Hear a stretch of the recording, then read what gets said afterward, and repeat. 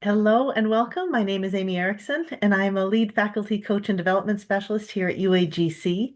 I'm the host of this session, The Benefits of Entrepreneurial Thinking in Higher Education with Attah. By joining us today, you acknowledge that this session is being recorded and will be shared with TLC-related materials. Microphones will be muted for this presentation, but we encourage you to post questions and comments in the chat. Also, we have enabled live transcription. If you'd like to use it, click the Show Captions button at the bottom of your Zoom window.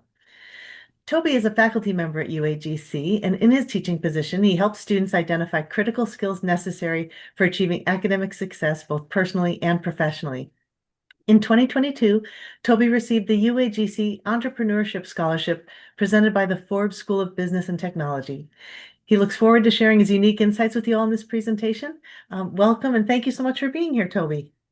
Thank you so much, Amy. I appreciate that lovely introduction. And I guess one thing I want to lead off before getting into this presentation is I believe that college is a great opportunity for students to explore their entrepreneurial ideas and more of a safe space where they can take a lot more risks. So that notion is what inspired me to create this presentation, and I look forward to sharing it with you all. So I wanted to open up this presentation by first addressing the importance of entrepreneurial thinking in higher education. Researchers have highlighted how experiential learning opportunities help better develop students' critical entrepreneurial competencies, such as creativity, adaptability, and decision making.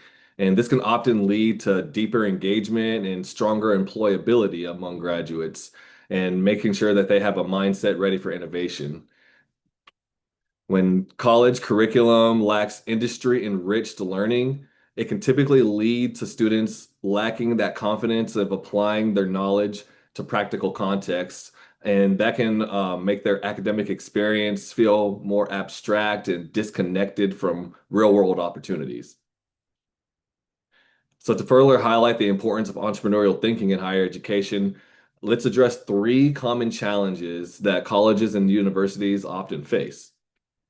First, many universities remain locked into outdated, lecture-heavy formats that prioritize just memorizing facts over applied problem solving, and this neglects the shift towards practical entrepreneurial skills. And the persistence of these outdated models is what makes students may or may not feel like I wasted my 4 years, like I didn't learn anything practical. So we want to avoid that in higher education. Two, programs are often lack active collaboration with industries and other real-world contexts, and that limits the exposure to the environment students will eventually work upon graduation. And without these connections, students may graduate unsure of how their skills align to the workforce. And finally, the third challenge I'm addressing is neglecting to embed customer-centric principles in non-business programs. That can make students feel as though they aren't doing things that drive sales. They're not doing things that will drive long-term success in their own entrepreneurial ventures. So being able to help students identify ideas and turn them into market-ready solutions is something I identify as important for higher education. So I went over the three challenges. I like to go through a little mental model of how these intersections of all these challenges and what ways we can solve these problems. The first challenge I identify is the bottom intersection, which is business viability. But first, I want to give a quick introduction about myself and a little bit about my background, both academically and entrepreneurially.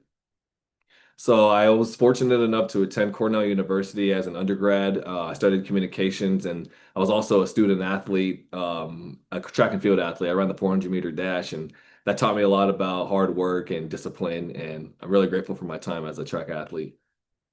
And then at Syracuse, I went ahead and pursued advanced education and got my degree in media and education. This is what helped me navigate different ways to leverage media in an entrepreneurial space. For instance, as you can see on screen, I'm fortunate to publish three children's books, and this is something that I would consider more of a lifestyle business. I'll talk a little bit more about that in the presentation of how that can differ from more highly capital intensive entrepreneurship, but it's just something to note. And currently, I'm a doctoral student here at the University of Arizona Global Campus. I'm on the tail end of finishing my dissertation, so everybody pray for me. January 2026 is my expected graduation, and we'll see if I can hit that or get before that date. And as far as entrepreneurially, I founded a company called QBuilt. We're a contracting firm based in Dallas, Fort Worth, and we work with different municipalities on construction projects. This could be, it's not necessarily like highways and large scale. It's more so like residential areas, sidewalks, underground utilities, things of that nature. So let's get back to our presentation. I just want to do that quick aside and talk about business viability. So, as I've alluded to before, researchers have noted how most college programs are rooted in theory, lacking practical applications essential for entrepreneurial readiness. And bridging this gap requires curricula that integrates active projects and experiential learning.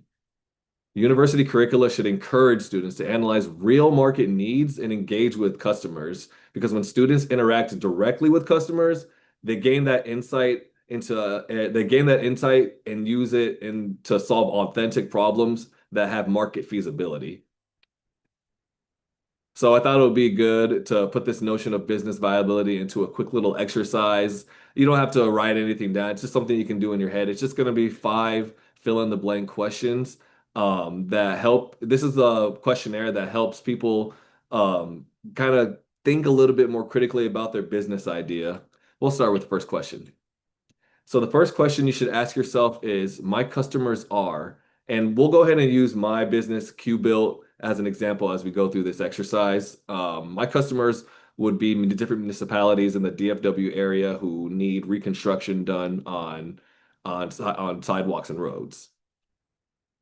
My customers' problems are, or is, this question can help you gauge what issues your potential customers are having before you introduce your solution. For me, their problem is roads and underground utilities often deteriorate over time, and they need to be able to find reliable and cost-efficient contractors to get the job done. The third question you should ask yourself is, my customers are currently solving their problem by, in my business, QBuilt, the different municipalities often send out a bid for contractors saying, we're looking for the lowest responsible bidder, get all your paperwork ready. And depending on all the different line items you bid on, whoever has the lowest cost-efficient price is awarded the contract. The fourth question is, on a scale of 1 to 10, the seriousness of the problem is blank out of 10. This question is to just help you really, really hone in on, is this something that's going to have a lot of market feasibility? I'll give an example, like I mentioned earlier, with my children's books. I like to consider that a lifestyle business because I could probably do this questionnaire and say, oh, my customer's problem is there's not enough books that help kids understand about financial responsibility. That's good. That's all good and dandy. But, there's a lot. I know the market being a children's author. You can go to a book fair and get like a dozen books for 10 cents each, and that can fill your whole nursery in your home. So, me trying to mold that into a problem that is bigger than the market, that it might actually be able to make a lot of market feasibility, is something where I might say, okay, on the scale of 1 to 10, this problem might be like a 3 or a 4 versus QBuilt, my business in contracting. If a road crumbles, that's a huge lawsuit for the city. So that's probably like a 8, 9, 10 challenge. So identifying that early on in your entrepreneurial journey might help you figure out, okay, this is a problem that I can easily enter the market and know that I'm going to get something out of it.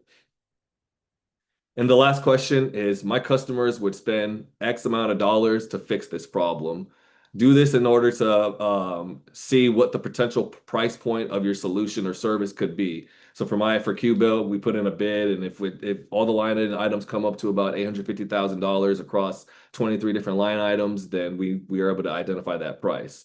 It's all about just making sure that you put your market fit. And I encourage anyone who found this useful for their own exercise to steal this and use it with their students, especially in discussion forums, with virtual teaching. That's something that they can probably find valuable. So that was the first intersection, the bottom one. Let's go ahead and move to the right intersection, which is challenging outdated instructional models and lacking real-world context. And we're going to talk a little bit about SMART goals. So goal setting in higher education is widely used to gauge students' perspectives, and researchers have noted how SMART goals are a particularly promising avenue in identifying students' intrinsic interests. In my Gen 101 course, I'm able to give dynamic and individualized support that students can connect to their intrinsic motivations and real world opportunities. And this has helped students meaningfully engage with entrepreneurial thinking principles in classroom discussions and assignments.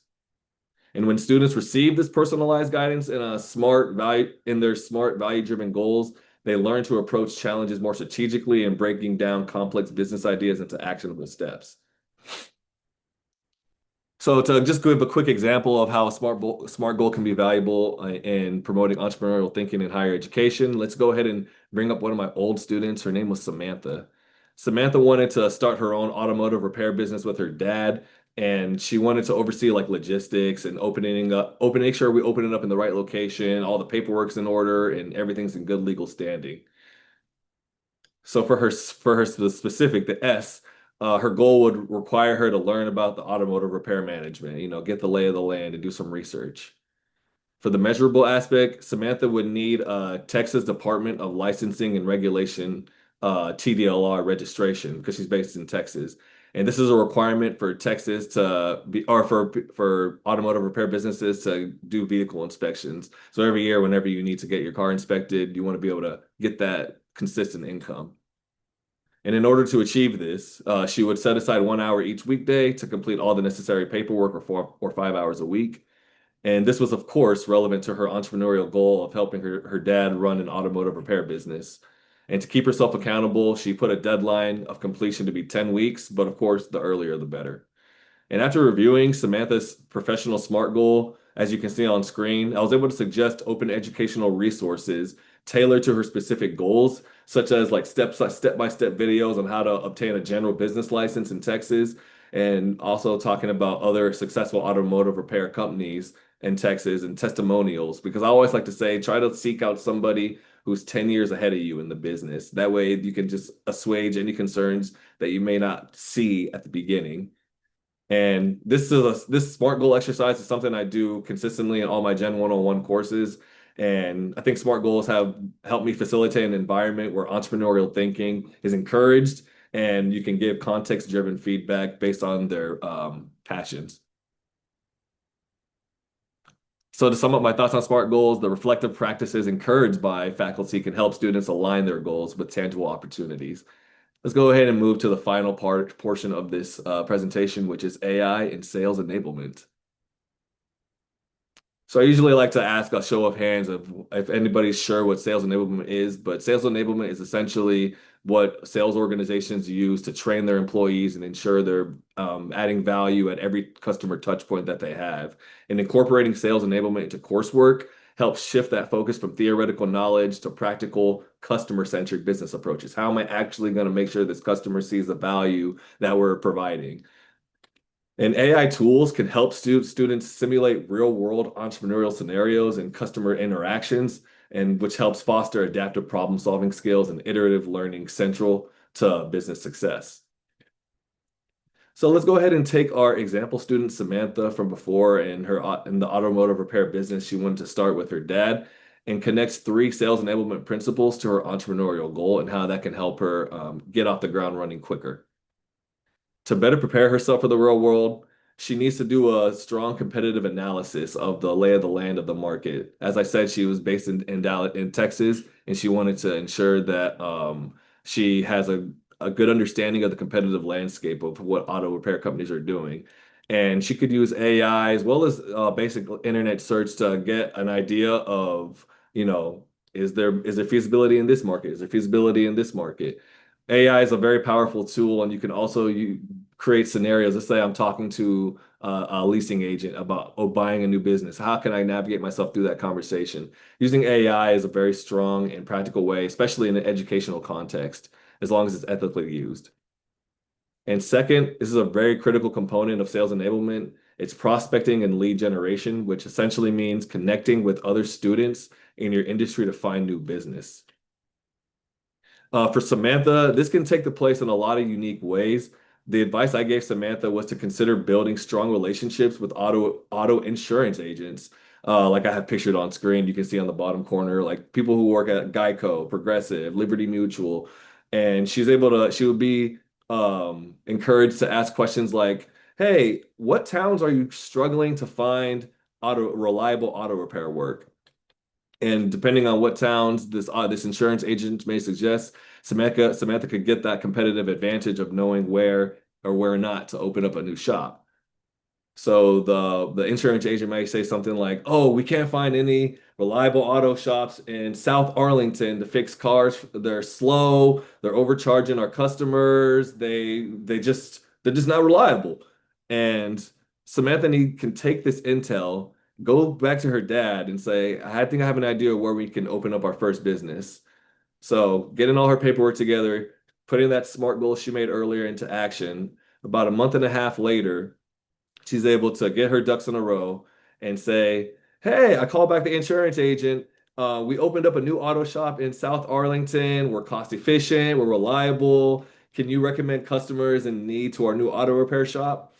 And keep in mind, Samantha was building rapport with this insurance agent over time during that period of getting this business running off the ground. So it's not just a, hey, just give me something. It's more of a I scratch your back, you scratch mine. So try to add value in that communication. And once she was able to do that, the insurance agent said, "Yes, like let's do it. You've helped me out. I appreciate you, getting to know my challenges I'm experiencing as an insurance agent and solving them with your business."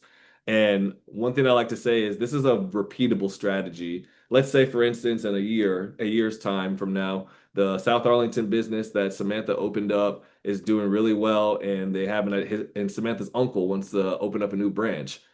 Call back the insurance agent or call another insurance agent. Say, "Hey, we want to learn about what challenges you're experiencing," and they can say, "Oh, in Prosper, Texas, I can't find anybody reliable." That gives her unique competitive intel to make sure that she opens up that new business with her uncle, with good information going into it. So the example scenario that I shared is aligns with the importance of business owners making data-driven decisions to find a competitive advantage. And that's another core part of sales enablement. And this strategy of reaching out to different insurance agents to find out exactly where the holes are in the market can serve as a repeatable strategy for Samantha to help her family expand her customer base. And ultimately, opening a new business, or in Samantha's case, a new auto repair shop, is a huge investment. So using relevant data to maximize the chance of success is critical. And we're back to the Venn diagram. That's what I like to just end everything on a circular note. To quickly summarize, first, I appreciate everybody for listening today. The first point I would like to leave you all with is that the business viability questionnaire can help students simulate the entrepreneurial part of their brain that have an idea or concept in their head and turn it into something like a student-led startup or a small business. Two, SMART goals can be an effective way of promoting entrepreneurial thinking among students, as they can gain valuable insight from professors and peers in discussion posts, responses, and other assignments. And finally, utilizing modernized sales enablement strategies and the power of artificial intelligence to simulate real-world business scenarios can be critical in providing a sense of experiential learning in the college classroom. That's all I have for you today, everybody. I really appreciate everyone listening. Here are some of my references that I'll leave y'all with, but I'll go ahead and stick it on the summary slide for any questions or discussions. Thank you. Wonderful. Thank you so much. Does anyone have questions? You can write them in the chat, or we could probably have you pop off the microphone and ask. I just loved your concept of building that creativity because, when we think back, like when I think back to when I was in college, we had no idea the kinds of jobs that are available now. So cultivating creativity is just such an important element of any degree program. And as you noted, innovation is as well. So um, the more we can incorporate those kinds of lessons where we encourage that kind of those kinds of to develop those kinds of skills, I think that's really, really valuable. And I was also thinking of I was making notes here as you were talking, No but I want to problem. give other people a chance too to talk. I don't want to monopolize. Oh, I like that. The giving students a framework for thinking through their dreams. Um,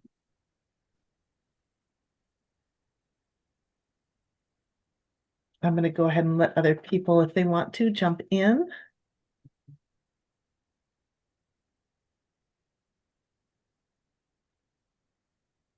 I agree with your notion of, yeah, creativity and cultivating that in classrooms is definitely important. And as I started doing the SMART goal activities over the years with students, the professional SMART goal is something that I was able to really see what are they really truly passionate about outside of Mm. school, and just being able to cultivate these conversations that stimulate entrepreneurial thinking right in the discussion forums themselves is, I find it very valuable and meaningful for them, and hopefully they find it meaningful as well. Oh, absolutely. I feel like when I'm teaching too, I like to encourage students to sometimes combine their passions. So there Yeah. might be something outside of school that they're really, really interested in, like they're in, say, a veterinary technician program, but they really love writing. And it's like, well, you could do a blog on caring for animals with all your expertise on, and like have them, combine those passions, and they get really excited about that when they hear. I had a student recently who was, you'll appreciate this. He's a dad who was really interested in researching um, the impact of having kids only participate in one sport year round, and how that's Mm, really not good for kids if you want kids to continue to play sports, or not develop only specific planes of motion. And so he did his entire research project on this. And I was actually a coach at the University of Texas. We totally need to talk. You and I did not know you were a 400-meter runner. That is so difficult. So I know you're tough as nails, and I know you're a hard worker, just knowing this about you. But um, I told him that so many parents need to know this, because they are somehow under the impression that if their kid is in every single hockey camp, every single, year round, that it's going to make them a better hockey player. And what, it doesn't necessarily. And so I was like, you really need to, would you think about creating some materials like this, like even a YouTube channel, or, getting the word out there. You've got all this research, you've talked to people. So um, I love doing that too. I think that just engages students so much when you let them know that they have that expertise to do that. Absolutely. And yeah, we definitely got to talk offline because sports is a huge passion for me. I didn't know you coached at UT. That's really awesome. Yeah, I'm sure. Yeah, I'm sure we know a lot of the same people, and I coach at the University of Minnesota. So, Oh, yeah, wow. so we know I'm sure yeah. Probably ran into the same circles at some point too. Right, right. So, um, oh, Teresa, thank you for posting this. Love this. I think the And Dr. comment that Myers. Dr. Myers made in the chat is very important. And I so, I think your audio might be cutting in and out. oh, can you not hear me? Now we can. Okay, sorry. I think my microphone is behind. Let me make sure I have it on. Okay, so I was just saying that we just really we appreciate the work that soon to be Dr. Attah is doing in Gen 101 and making those connections for our students. He brings a unique lens to that course that he teaches. But I think that you speak to what is so important is we have to make that connection. Dr. Myers mentioned it too. How do we make the connection to what's happening in their life that's going to help them progress? And then what are we doing in the classroom? It can't just be what we want them to learn. It has to connect with what they're trying to do. And maybe Dr. Myers wants to expound too, but I love what she said. And maybe you guys will join the book club in the spring. I love that. Well, full disclosure, my background is workforce education. And so we are workforce education people understand real world scenarios because we're preparing. We work with advisory committees, we're working with business and industry. Our students are our product. And so um, it's something that I'm very comfortable with addressing in the classroom. And at one of my previous institutions, and I'm new to UAGC, worked with like an English instructor, for example, to have an assignment in the English class that was related to report writing for criminal justice professionals. So we're joining the learning outcomes for their English class, but we're relating it back to a profession that they hope to go into. And so I think that it's projects and assignments like those that make liberal arts education or general education that core that sometimes students struggle with understanding the relevance of. It's relating that back to things that are relevant to them, their passions, and what they plan to go and do in the real world. It's wonderful. Yeah, finding a way. I am an English person, so I've taught those classes where you have a bunch of different people in the class, and so I always tried to find a way to connect the content to what they were studying. I'd make note of the degree programs they were in, and then because that just makes them so much more engaged when they feel like it's doing something. Because I remember getting out of college and feeling like I have no skills. That really resonated with me when you said, like, when people come out and they feel like, what am I going to do? I've never, we didn't have service learning. We didn't have those opportunities when I was in college, dating myself now, but it's it's so wonderful to look at this in an through an entrepreneurial lens like you're doing. And I think sometimes when that sort of thinking is encouraged, I read this wonderful story about this woman who was going to divinity school, and um, and while she was at this church, she found that the common issue that people had who were struggling to make ends meet or struggling to keep a roof over their head was that their cars had broken down and they no longer had a way to get to work because maybe their workplace wasn't on a bus line or and so it really hindered them, and it dawned on her, uh, I need to go to automotive repair school. And so she opened an automotive repair place, and people from the Twin Cities go and volunteer their time there, professionals. And so they don't have to charge people very much, but it keeps them in their jobs and it keeps them in their homes. And she's like, well, this was the work I was meant to be doing. But these kind of detours, um, when you get exposed to things like, okay, as part of this degree, you're going to spend time at this church and talking to these people, and it's like it just opened up an entire, a totally different path for her. And she said it was quite an experience going back to school with a bunch of like 18 to 22-year-old young men in automotive repair school, and she just did such an amazing job, and her business is. She says, when I give them the key to their car, I say, I don't ever see you again. And that's like the greatest thing, right? Because then she knows they're good and, things are on their way. So I think this is just really cool what you're doing. I appreciate that. And I appreciate you bringing that story up because I think that really shines a light on the importance of what I like to consider or what is already considered a sweaty startup. Because Mhm. college can often, especially like Blackstone and a lot of different like entrepreneurial hubs in college, can try to push you towards the go get venture capital, go get an angel investor, go get investment, go get investment. But this notion of sweaty startups, one of my old teammates actually, his name was Nick Huber. I recommend his book. It's in one of my references. Mm. He engages in the idea of put in the work, build up what's called sweat equity, and you'll Mhm. realize that that's more valuable than owing somebody $1 million for 10% in over 10 years. And, Wow. and Yeah. so automotive repair, you have to identify, like I said in the presentation, identify the market, realize that Mhm. we're not going to be dropping our cars off and flying with our air shoes anytime soon. That's going to be a viable market for you. So Yep.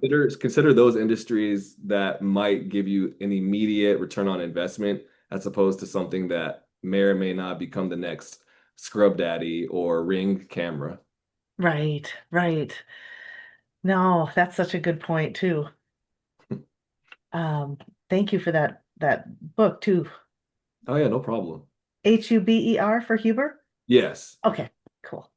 he was also a track and field athlete as well. Oh, I love it. I love it. Oh man, I I was also a mentor to the student athletes, so I had the track team when I was in Texas as well. So we could definitely talk some names that I know you know. Probably, yeah. So yes, Teresa, we do have the survey. Trisha's going to drop the link in the survey. Toby, thank you so much for this, and thank you for the audience for coming and participating in today's session. The survey link that Trisha's going to put in the chat will enable you to nominate this TLC presentation for conference awards, and you can also share your feedback on the presentation there. So thank you so much for coming here. Thank you again, Toby, and I hope you enjoy the rest of TLC.